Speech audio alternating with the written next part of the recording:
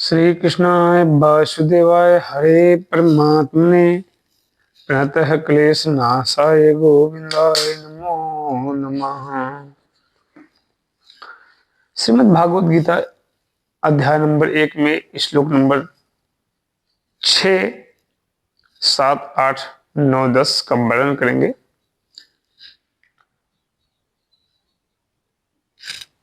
अपने आचार्य अपने गुरु से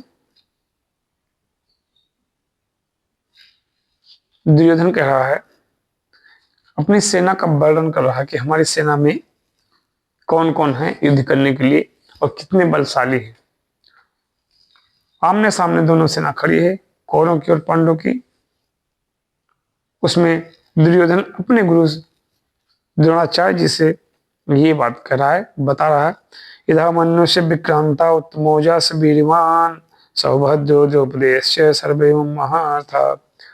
पराक्रमी युधामन्यु अत्यंत शक्तिशाली उत्तमोजा सुभद्रा का पुत्र तथा द्रौपदी के पुत्र ये सभी महारथी हैं, माने हमारी तरफ में है। दुर्योधन कह रहा है, अस्माकं तो विशिष्टा ये तानिबोध द्योतम नायका मम सैन्यस्य संज्ञार्थम ताम बीमते।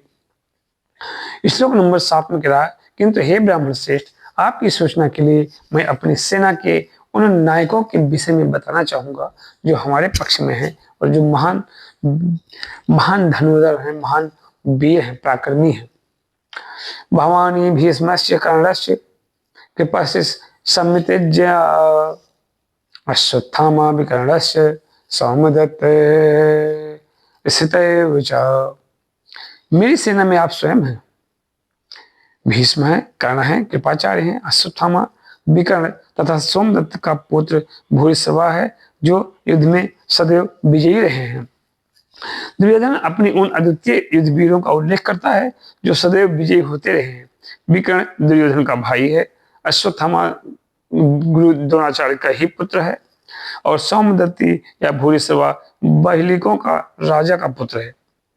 कर्ण अर्जुन का आधा भाई है क्योंकि वह कुंती के गर्भ से राजा पांडु के साथ विवाहित होने के पूर्व उत्पन्न हुआ था। कृपाचार्य की जुड़वा बहन द्रोणाचार्य को ब्याही थी। श्लोक नंबर 9 में अन्य च बहवा शूरा मदर्थे तुक्त जीविता नाना शस्त्र प्रहरणा सर्वे युद्ध विशारदा। ऐसे अन्य अनेक वीर भी हैं जो मेरे लिए अपना जीवन त्याग करने के लिए तत्पर हैं। वो विविध प्रकार के हथियारों से सुसज्जित हैं और युद्ध विद्या में निपुण हैं। दुर्योधन कह रहा है अपने गुरु से, अपनी सेना के वर्णन कर, अपने सेना के बारे में बता रहा है कि जहां तक अन्यों का यथा जयद्रथ कृतवर्मा तथा शैल्य का संबंध है, वे सब दुर्योधन के लिए अपने प्राणों की आहुति देने के लिए तैयार रहते हैं। दूसरे शब्दों में वो पूर्व निश्चित है कि वे अब पापी दुर्योधन के दल में सम्मिलित होने के कारण कुरुक्षेत्र के युद्ध में मारे जाएंगे। यहाँ यह भी वर्णन है कि चूंकि वो दुर्योधन के साथ में है तो ऐसा बताया जा रहा है कि उनका मरना तय है।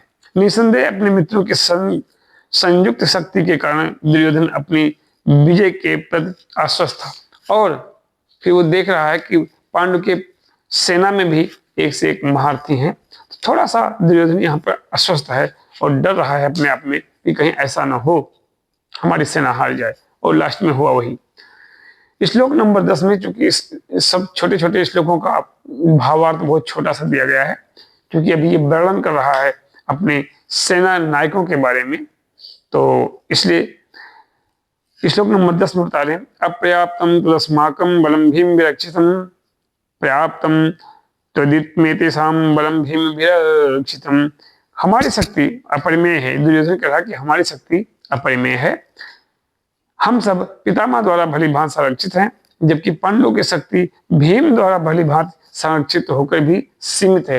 ये यहाँ पर एक गलती और कर रहा है दुर्योधन, जो अपनी सेना का तो वर्णन कर रहा है लेकिन साथ साथ ये बोल रहा है कि पांडव की सेना में भगवान श्री कृष्ण स्वयं है और भगवान श्री कृष्ण जहां पर भगवान हो वहां पर तो विजय निश्चित है ही है। लेकिन इस चीज को इन्होंने रामायण से ज्ञान ना लेते हुए और हल्के में लेते हुए कि श्री कृष्ण माने एक ग्वाले के पुत्र हैं, तो इससे ज्यादा कुछ नहीं वर्णन कर पा रहा है। और लास्ट में वही होता है कि दुर्योधन की हार निश्चित होती ही है। आप सब श्रीमद् भागवत गीता में आगे समझेंगे। तो श्लोक नंबर 10 तक आज अध्याय नंबर 1 के श्लोक नंबर 10 तक का जो वर्णन है हम आपको बता रहे हैं कि यहाँ पर दुर्योधन ने तुलनात्मक शक्ति का अनुमान प्रस्तुत किया है। वो सोचता है कि अत्यंत अनुभवी सेनानायक भीष्म पितामह के द्वारा विशेष रूप से संरक्षित होने के कारण उसकी सशस्त्र सेनाओं की शक्ति अपरिमेय है। दूसरी ओर पांडु की सेना सीमित है, क्योंकि उनकी सुरक्षा एक कम अनुभवी नायक यानी भीम के द्वारा की जा रही है। जहां पर भीष्म पितामह है, दादाश्री हैं, वहां पर एक शक्ति है और दूसरी शक्ति भीम के द्वारा यानी पोते के द्वारा संरक्षित की जा रही है। तो दुर्योधन भीम की शक्ति को बहुत हल्के में मान रहा है। दुर्योधन सदैव भीम से ईर्षा करता था, क्योंकि वो जानता था कि यदि उसकी मृत्यु कभी हुई तो भीम के द्वारा ही होगी। किंतु साथ ही उसे यह दृढ़ विश्वास था कि भीष्म की उपस्थिति में उसकी विजय निश्चित है, क्योंकि भीष्म कहीं अधिक उत्कृष्ट सेनापति हैं, वह युद्ध में विजयी होगा, यह उसका दृढ़ निश्चय था। तो श्लोक नंबर 10 तक। जय श्री कृष्ण, जय श्री राधे।